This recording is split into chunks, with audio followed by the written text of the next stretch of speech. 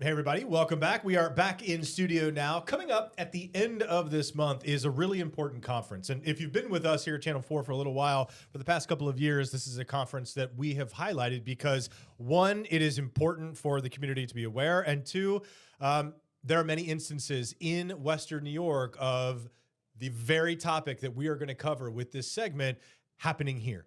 This is reality, and we have organizations that deal with it. I want to bring in some folks from the Alzheimer's Association, our Western New York chapter. I am a member of the board of directors of that chapter, and these are a couple of our wonderful staffers who are here with us. If you could, Jessica and Andrea, please tell us your name and then your title with our chapter. Hi, so my name is Jessica Mesquita, and I am a program manager with the Alzheimer's Association of Western New York. Perfect. And I'm Andrea Cook. I'm the Director of Community Engagement here at the chapter. Excellent. Two incredible staffers. We are very lucky to have a very active chapter. And among the activities is this big conference coming up on February 28th, and it is specifically for Black and Brown communities. Why? Well, because Alzheimer's and other dementias affect Black and Brown communities almost, if not more, than twice the amount as the rest of our population in this country. And so this is a topic that is widespread and one that hits close to home. So guys, let's talk about this conference. Thanks again for being here. Thank you, ladies. This one is happening at the end of this month. Just kind of give us the generalities for why this is important. We'll get into some of those facts and figures. Yeah, so this is the 6th year, and we will be hosting it at BFNC on Main and Leroy. This year, it will be a brain health conference, but it will also be a resource fair. So we'll have vendors like the Buffalo Center for Health Equity there, the Office for Health Equity, Buffalo Go Green, Buffalo Black Nurses Inc., amongst many other vendors that will be sharing resources about cardiovascular disease, so Heart Health Month, and giving some more tips and wellness screenings, like blood pressure screenings as well. Nice.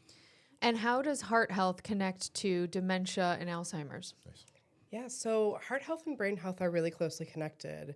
We know that with every single heartbeat, 25% of the blood goes directly to the brain. So considering how much real estate the heart has to cover, that's a lot to send to one particular place.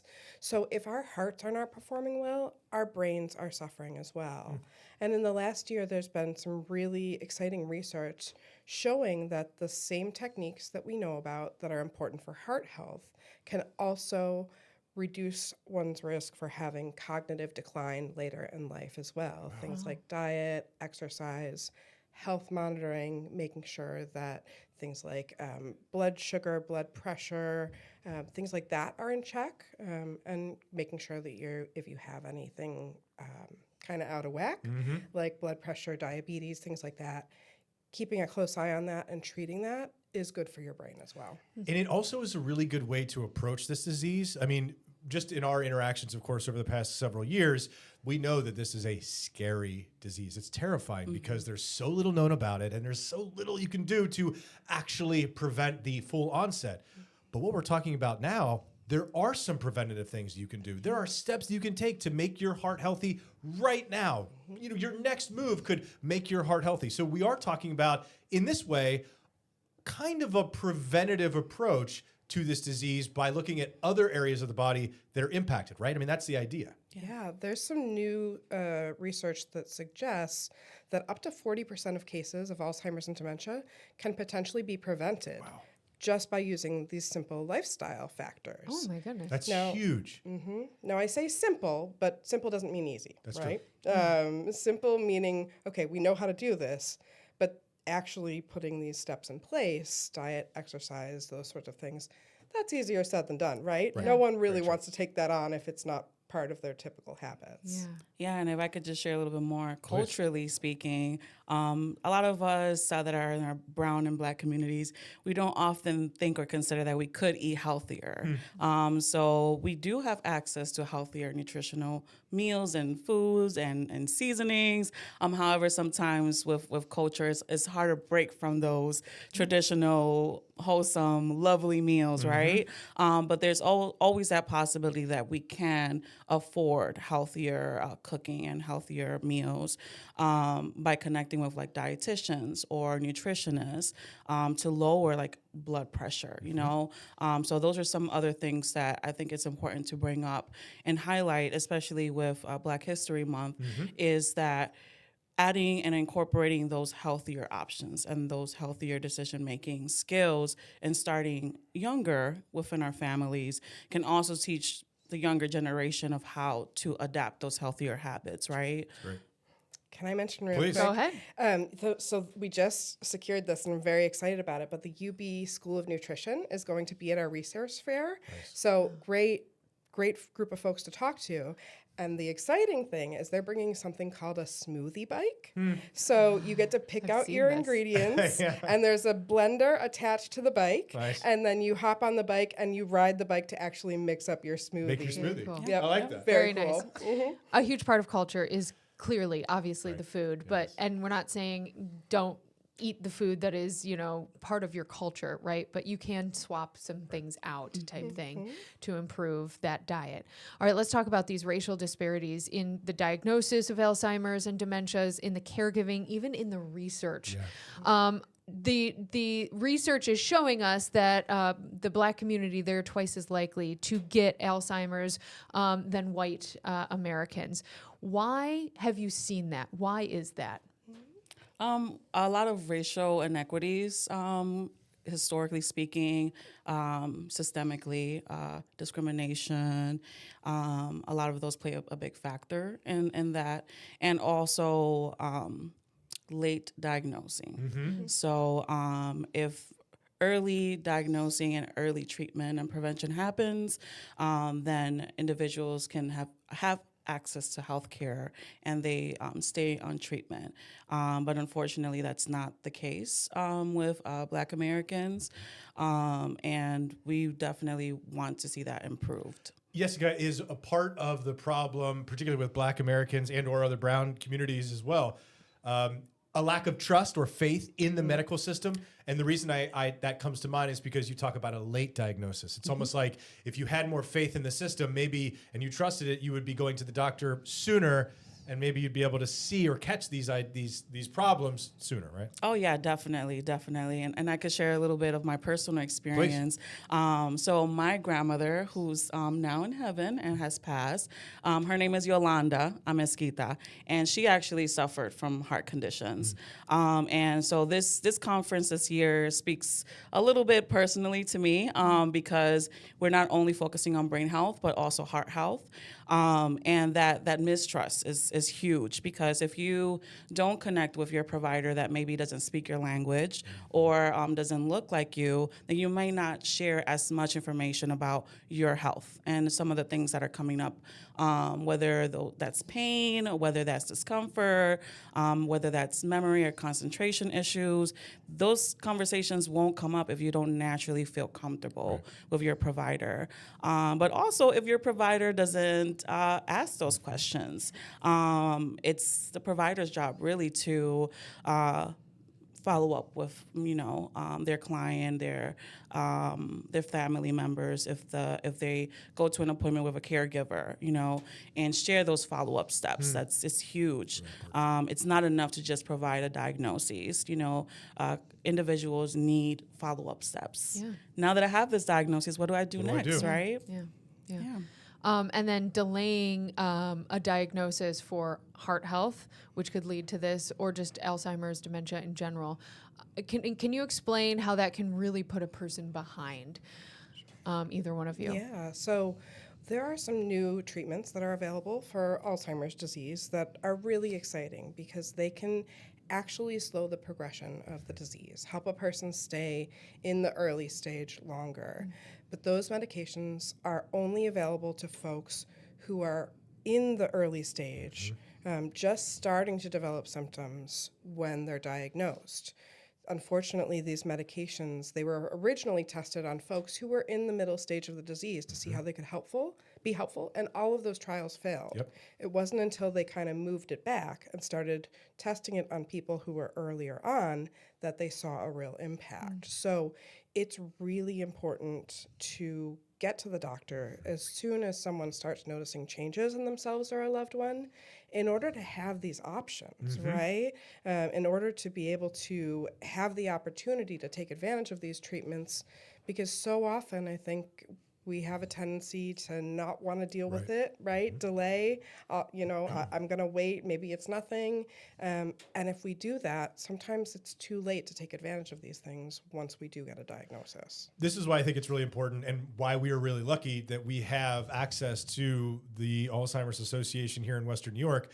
Tell me about some of those early signs that people should notice. And then this is another really good one. And folks, please, if you missed this, or if you want something hard and fast, like a piece of paper or a website, go to the Alzheimer's Association Western New York chapter. This is all here.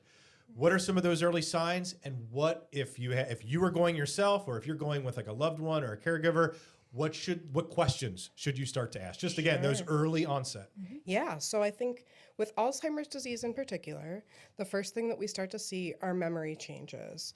And this is tricky, right? Because being forgetful is part of the human condition. Right. Even kids are forgetful, right? So with Alzheimer's disease, what we notice in particular is loss of short-term memory. Recent events are not being remembered.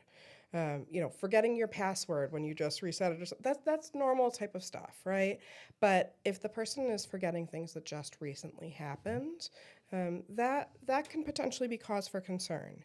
And it's a good idea to get to the doctor, because it could be a number of things, not Alzheimer's disease. It could be a vitamin deficiency, sleep issues, undiagnosed sleep apnea, nutritional problems. So good idea to start there. Also, we tend to see people struggling to find their words.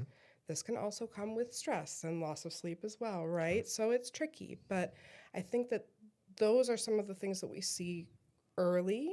Also, changes in behavior, maybe a person acting in uncharacteristic ways, doing things that it just doesn't seem like them, being more impulsive, more quick to anger potentially, or not caring about something that you know is meaningful to them. Maybe it was a person who always sent a birthday card to everyone, and suddenly those cards aren't coming anymore, and it seems to be slipping their mind. So changes in that person's personality can also be a big indicator. Hugely important. Yeah, I'll also share to like driving, like driving to familiar places, daily activities that you do every day. Maybe it's meeting up with your buddies or hanging out with a loved one, and you have this set appointment every day or once a month, and for some reason you just start forgetting about it. So daily activities like that can also be a hindrance to the possibility of you having Alzheimer's or dementia. I appreciate you saying it could be other things too. Right. We're not trying to Right. freak We're not anybody trying to out freak everybody here. out, Just trying to keep you aware, because it could be a variety of issues as easy as a vitamin deficiency. I think we're all vitamin D deficient right now. Going back to the disparities here, clinical research and trials, there's also a massive disparity there. I'm going to just read off some information you guys sent us. Despite their increased risk, Black Americans are underrepresented in clinical trials, making up 5% or less of all trial participants. So obviously we would like to see that number go up. How can we see that number go up? And what are you looking to see in the future for clinical trials?